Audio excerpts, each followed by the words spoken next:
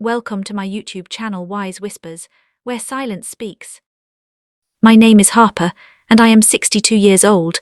I never imagined that a simple message on my phone could break my heart in a way I had never felt before. It happened on a quiet Sunday afternoon. I was sitting by the kitchen window, sipping my tea and looking at the small garden I had planted years ago. The roses were blooming and the breeze carried the soft smell of spring. My phone buzzed on the table. It was a message from my son. I smiled before opening it. My son didn't text often, so I thought maybe he was inviting me to dinner or asking how I was doing. But when I read the message, my smile disappeared. "Dad, you weren't invited to dinner tonight. My wife doesn't want you there." For a moment I thought I had misunderstood. I read the message again and again. The words didn't change. My chest felt heavy. My hands trembled slightly as I set the phone down. I had always known my daughter-in-law didn't like me very much, but I never thought things had reached this point. Dinner at their house had always been our Sunday tradition.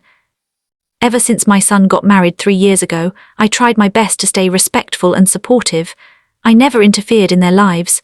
I gave them space, helped them when they needed it, and kept quiet even when I felt unwelcome. But being told I wasn't invited anymore felt like a door closing. I stared out the window, remembering the days when my son was just a little boy. I remembered teaching him how to ride a bicycle. He had fallen several times, scraping his knees and crying, but I kept running beside him until he finally balanced on his own. "Good job, champ," I had shouted proudly. Back then, he looked at me like I was his hero. Now I wondered if he even remembered those moments. I picked up my phone again and typed a short reply. "I understand, have a nice dinner." I didn't want to cause problems in his marriage. If staying away made his life easier, then maybe that was the right thing to do. But the truth was it hurt. That evening, instead of sitting at their dining table like I had for years, I heated up some leftover soup and ate alone. The house felt quiet. Too quiet. After dinner, I sat in my old armchair and thought about the past few years. Slowly, I realized something painful. I had been slowly pushed out of my son's life. Phone calls became shorter. Visits became rare. And now, even family dinners were no longer open to me. I asked myself a difficult question that night. Was I still living my life, or just waiting to be included in someone else's? The answer made me uncomfortable. For years I had centered my world around my son, but maybe it was time to start living differently. The next morning I woke up earlier than usual. I made coffee and opened the dusty notebook I hadn't touched in years. Inside were plans I had written long ago. Travel places, learn photography, volunteer somewhere meaningful.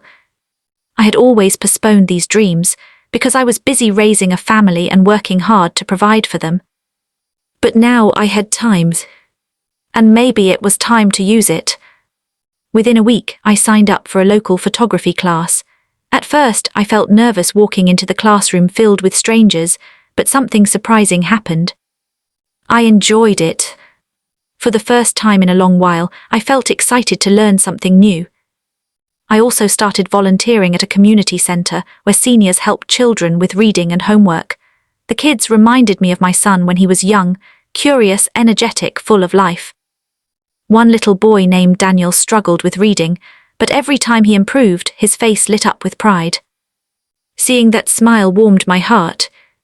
Slowly, my days began to feel full again. Weeks passed, then months. My phone buzzed one evening while I was editing photos on my computer. It was my son. "Dad, are you free this weekend? We're having dinner." I stared at the message for a moment. Part of me felt happy he reached out. But another part of me realized something important. For the first time in years, my weekend was already full. I had planned a photography trip with some friends from class. So I replied honestly, "I'd love to see you soon, son, but I already have plans this weekend. Maybe next time." A minute later he replied, "Plans, really?" I smiled slightly. Maybe he had never imagined that I had my own life too. A few days later, my son came to visit me unexpectedly. When I opened the door, he looked a little different, more thoughtful than usual. "Dad," he said quietly, "can we talk?" We sat down in the living room. For a moment, neither of us spoke. Then he sighed. "I didn't realize how distant things had become between us," he admitted. "When you stopped coming around, I thought you were upset with me." I looked at him calmly. "I was hurt," I said gently, "but I also realized something.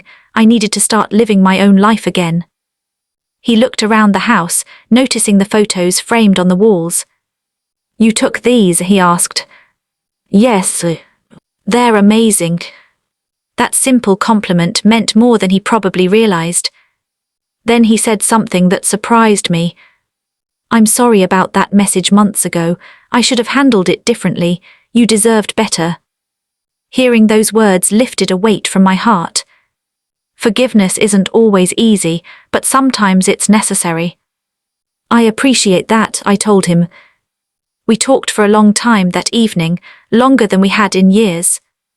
Not about problems, just about life.